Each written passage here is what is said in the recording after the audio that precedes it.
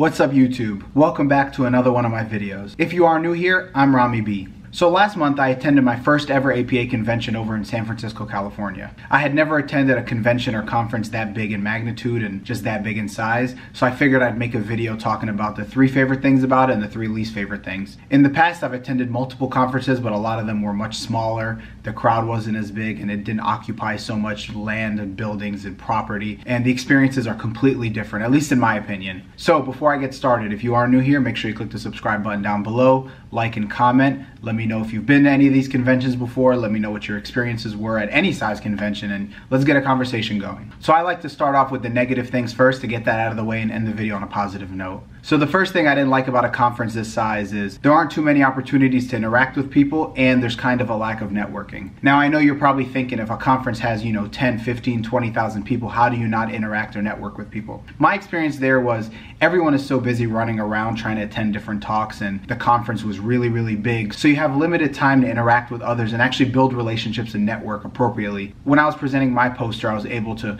talk to a couple people who had some questions, but they were very shallow. They were very quick, a couple questions and they went on to the next one. There's just so much going on, and you don't really have too much time to sit and talk and communicate and interact with people for long periods of time, unless you already knew them from before. But if you're just casually walking around and you see something interesting, you're not going to spend too much time interacting with them. Now the second thing I didn't like about attending a conference that big is it was overly crowded and it's just too much space. So what I mean by that is the conference occupied the Moscone Convention Center, and it occupied a Hilton and I think another hotel too. So as you can tell, it's already really big in size. It occupied multiple floors of ballrooms, big spaces, and I understand why, because it's literally every single division of APA packed under one convention, so they really needed the space. But that made it very hard to navigate. You had to literally walk from building to building. They had shuttles running around. You didn't really have too much time between sessions, 10 minutes, so if you wanted to get a snack or a drink or something, you really didn't have too much time, and it was just so much going on. Again, I think there was about 15 to 20,000 people attending this conference, so it was really crowded.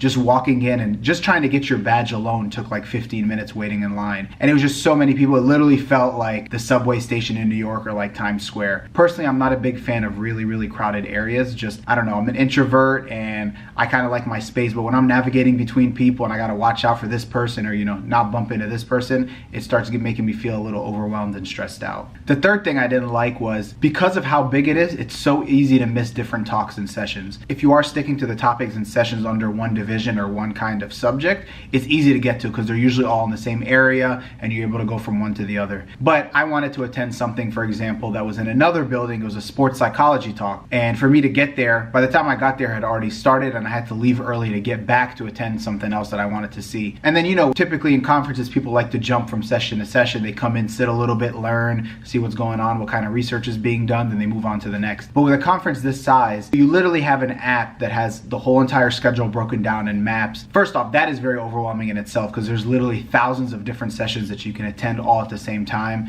and it's really hard to decide what you want to go to. I found myself very overwhelmed, so I literally searched the word Muslim and Islam, and I attended any talk that had to do with those. Whenever I had a gap in between, that's when I went to attend the sports psychology talk. So overall, it's just very big, very crowded, so much going on, which is good if you have the time and you're able to navigate through all that. But if you really wanted to sit and soak in the information that was given to you, it makes it really hard and overwhelming. So now let's get into the 3 things that I really enjoyed about the conference. The first thing is there's such a wide and diverse range of topics and subjects being talked about. There's over 50 divisions with APA, and each one has their own specialty. Personally, I am part of Division 17, which is the Division of Counseling Psychology, and I'm part of Division 45, which is the psychological study of culture, race, and ethnicity. So the majority of things I attended were in Division 45, just because that's kind of where my specialty and focus is. But they had divisions of sports psychology, they had divisions of clinical psychology, literally a bunch. I can't even go down the list and name them. So depending whatever your interest is, even if you are part of a certain division, you can attend talks of other ones. Like I mentioned, I went to the talk about athletes kneeling and activism in sports. That was very interesting to me, but again, I had to go out of my way to go to that session, and it kind of messed up my flow since I had to do that little bit of traveling between the buildings. Like, it was a couple blocks of a walk, so it kind of takes time out of that. But whatever you are interested in, they have it covered. And under each division, there's so many different topics being talked about. Just Division 45, the study of culture, race, and ethnicity, there's a plethora of subjects covering a plethora of populations that if you are interested in any of them, you could literally find multiple things regarding those populations and groups. The second thing that I really enjoyed was every division has their own kind of business meeting and events that they do, social hours, things like that. So being able to attend one of those and seeing other members who are active in those divisions and people that are, you know, very well known because of their research and contributions, that was really a good thing for me because I got to see how the divisions kind of work together and how they do the things they do. So I attended the presidential address and award ceremony for Division 45. So I got to see the president of Division 45. They got to do a little bit of a talk. We had guest speakers, and you just see the things that they've been doing in the last year, how they're able to kind of build the members of the division, how they're able to have their own separate conference for Division 45, and just the things, the work that they do behind the scenes that you don't normally get to see if you are busy in school and things like that. That was really enjoyable for me, and I actually got to put faces to the names because I usually see a lot of the names in the emails and things like that. So it's good to kind of go into that and see what's going on in case in the future, you know, you want to be actively a part of that division, maybe run for the president of the division or something like that. So then the last thing I enjoyed from the conference is the networking. I know I mentioned that as one of the things I didn't like. I didn't like it in the grand scale of things, but when it comes to your specific division, networking is great. So because I was able to attend the presidential address, a mentorship workshop, and then the social hour, I was able to build connections with people who are more established in the field and kind of have their careers set. Also, I met a lot of people that I met at the past Muslim mental health conferences because there's a lot of overlap between the different subjects and things like that. So I was able to meet people that I've already seen and then meet new people. So within your division, you're able to build relationships, network, and if you attend other division meetings. When you're attending just random talks or different poster sessions, it's hard because people want to go and see the different posters going on. They want to attend the different talks. It's hard to network from that standpoint, but if you are in a division meeting or something that's division specific,